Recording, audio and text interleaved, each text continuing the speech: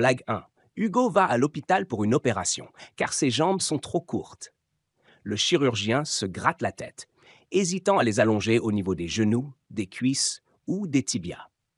Après des heures de réflexion, il décide de demander l'avis de l'infirmière en chef. Elle entre dans la salle d'opération, regarde Hugo, puis le chirurgien, et dit « Honnêtement, docteur, à votre place, je raccourcirais plutôt son torse. » Blague 2. Un gros scandale éclate à un mariage. La police est appelée pour calmer la situation et sépare les invités les plus agités. Un officier interroge Beno. « Alors raconte-moi, qui a déclenché la bagarre ?» Beno répond « J'ai invité la mariée à danser. L'orchestre a continué à jouer, alors on a continué à danser. Il ne s'arrêtait pas, alors on a juste continué. » Le policier soupire. « Bon, j'ai pas besoin de tous les détails. Une version plus courte ?» Beno reprend. « Eh bien, à la 7e danse, le marié s'est soudainement énervé et a donné un coup de pied à sa femme. » Le policier grimace. « Ouch, ça a dû faire mal. »« Et comment ?» répond Beno. « Le type m'a cassé 3 doigts. »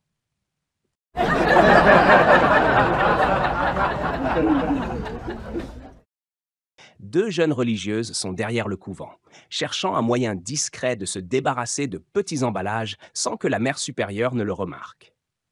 L'une d'elles soupire. C'est déjà compliqué de devoir se cacher, mais le vrai problème, c'est de faire disparaître ces choses sans laisser de traces. L'autre religieuse sourit. J'ai trouvé une solution astucieuse. Il suffit de prendre une petite pochette, d'y glisser les emballages, de refermer et de jeter plus tard. La première trouve l'idée géniale et demande où elle peut se procurer ces pochettes. « À la pharmacie ?» répond son ami. « Tu n'as qu'à entrer et demander un paquet. » Plus tard dans la journée, la religieuse entre dans une pharmacie. « Bonjour, ma sœur. Que puis-je faire pour vous ?» demande le pharmacien. La religieuse sourit et répond « Je voudrais acheter des petites pochettes. » Le pharmacien, surpris, hoche la tête. « Bien sûr, ma sœur. Combien en voulez-vous ? Elles sont vendues par 12. » La religieuse réfléchit un instant. « Je vais en prendre 6 paquets. Ça devrait suffire pour la semaine. » De plus en plus intrigué, le pharmacien hésite avant de demander « Et quelle taille souhaitez-vous ? Nous avons petit, moyen et grand. » La religieuse réfléchit encore et dit « Je ne sais pas. Peut-être quelque chose de petit et discret ? Vous savez, il faut rester prudente. Personne ne doit savoir ce que nous faisons. »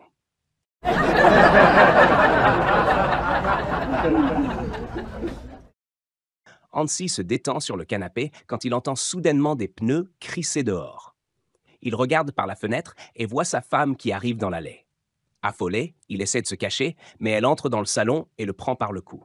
« Hansi, je veux ça maintenant !» exige-t-elle. Agacé, Hansi répond « Non, nous l'avons déjà fait 3 fois aujourd'hui. »« Je sais, » répond-elle, « mais encore une fois. » Hansi soupire et dit « On l'a déjà fait ce matin, pendant le petit déjeuner et juste après. Tu es obsédé. Tu devrais consulter un psychiatre. » « Ça ne servirait à rien, dit-elle. Je viens juste d'en voir un. Lui non plus ne peut rien faire. » Un professeur demande aux élèves « Que voulez-vous devenir quand vous serez grand ?» Le petit Léon répond immédiatement « Je rêve d'avoir 10 millions d'euros sur mon compte en banque, comme mon père. » Le professeur est surpris et demande « Waouh, ton père a 10 millions d'euros. » « Non, répond Léon, il en rêve aussi.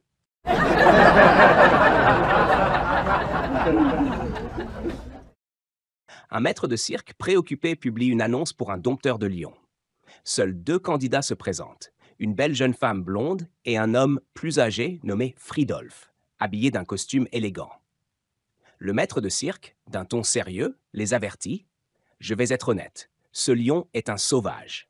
Il a mangé mon dernier dompteur de lions. Alors appliquez seulement si vous avez une grande expérience. Voici votre équipement. Une chaise, un fouet et un pistolet. Qui veut y aller en premier ?» Sans hésiter, la blonde s'avance et dit « Je vais y aller en premier. » Elle n'utilise ni la chaise, ni le fouet, ni le pistolet. Elle entre tranquillement dans la cage. Le lion grogne et semble prêt à attaquer, mais elle ouvre son manteau et se tient complètement nue devant lui. Le lion s'arrête net, se détend, lèche ses pieds, passe sa langue sur tout son corps et finit par s'allonger paisiblement à ses pieds.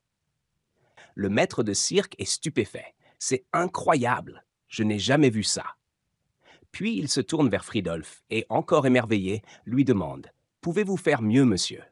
Fridolf sourit et répond avec confiance: Bien sûr, il suffit de sortir d'abord le lion.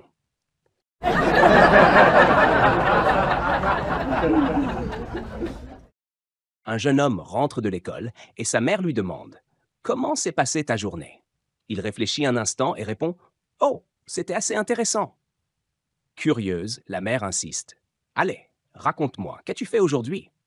Le jeune homme hésite et finit par dire: Eh bien, j'ai eu une conversation très personnelle avec la professeure. La mère, surprise, l'envoie dans sa chambre en attendant son père. Plus tard dans l'après-midi, le père rentre et la mère lui raconte: Notre fils a eu une conversation très personnelle avec sa professeure aujourd'hui. Intrigué, le père monte voir son fils et lui demande: Alors, tu as eu une discussion importante avec ta professeure? Le jeune homme hoche la tête. Son père sourit et dit: Bien joué, tu grandis. Allez, viens, on sort et je t'offre quelque chose. Ils vont au centre-ville et le père propose: Puisque tu es en train de mûrir, que dirais-tu d'un nouveau vélo? Ils choisissent le meilleur vélo du magasin et le père dit: Allez, essaye-le. Le jeune homme hésite un moment, puis finit par dire: Je crois que je vais attendre un peu avant de monter dessus.